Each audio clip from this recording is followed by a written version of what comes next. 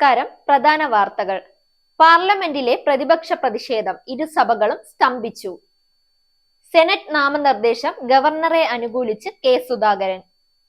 Beypore international water fest Kozhikode ബീച്ചിൽ കബഡി മത്സരം. വാർത്തകൾ വിശദമായി. സുരക്ഷാ വീഴ്ചയെ തുടർന്നുള്ള പ്രതിപക്ഷ പ്രതിഷേധത്തിൽ പാർലമെന്റിന്റെ ഇരുസഭകളും സ്തംഭിച്ചു. സസ്പെൻഡ് ചെയ്യപ്പെട്ട എംപിമാർ പാർലമെന്റ് വളപ്പിലെ ഗാന്ധി പ്രതിമയ്ക്ക് മുന്നിലും പ്രതിഷേധിച്ചു.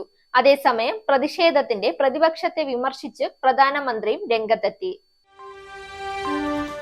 സംഘപരിവാർ അനുകൂലികളും ജനാധിപത്യത്തിന്റെ ഭാഗമെന്ന് കെ സുധാകരന്റെ അഭിപ്രായം. സംഘപരിവാറുകളെ നോമിനേറ്റ് ചെയ്യുന്നതിന് എന്താണ് തടസ്സമെന്ന് ചോദിച്ച കെ സുധാകരൻ തങ്ങൾ അതിനെ എതിർക്കുന്നില്ലെന്നും പറഞ്ഞു. സംഘപരിവാർ അനുകൂലികൾ മാത്രമാണെങ്കിൽ വിമർശിക്കാം, ഇതിൽ നല്ല ആളുകൾ ഉണ്ടെങ്കിൽ എന്തിന് എതിർക്കണമെന്നാണ് കെ സുധാകരൻ പറഞ്ഞത്. അതേസമയം ലിസ്റ്റിൽ കോൺഗ്രസ്, ലീഗ് അംഗങ്ങൾ ഉൾപ്പെട്ടത് എങ്ങനെയെന്നറിയില്ലെന്നും ഞങ്ങൾ അപേക്ഷ കൊടുത്തിട്ട് നോമിനേറ്റ് ചെയ്തതല്ല എന്നും KPCC പ്രസിഡന്റ് കെ സുധാകരൻ. ഇനി കായിക വാർത്ത. ബേപ്പൂർ ഇന്റർനാഷണൽ വാട്ടർ ഫെസ്റ്റ് പ്രചാരണത്തിന്റെ ഭാഗമായി കായിക പ്രേമികൾക്കായി കബഡി മത്സരം സംഘടിപ്പിക്കുന്നു. ഡിസംബർ 20-ന് വൈകിട്ട് 5 മണിക്ക് കോഴിക്കോട് ബീച്ചിലാണ് കബഡി മത്സരം അരങ്ങേറുക. പുരുഷ വനിതാ വിഭാഗങ്ങളിലായി 4 വീതം ടീമുകൾ മത്സരത്തിൽ പങ്കെടുക്കും.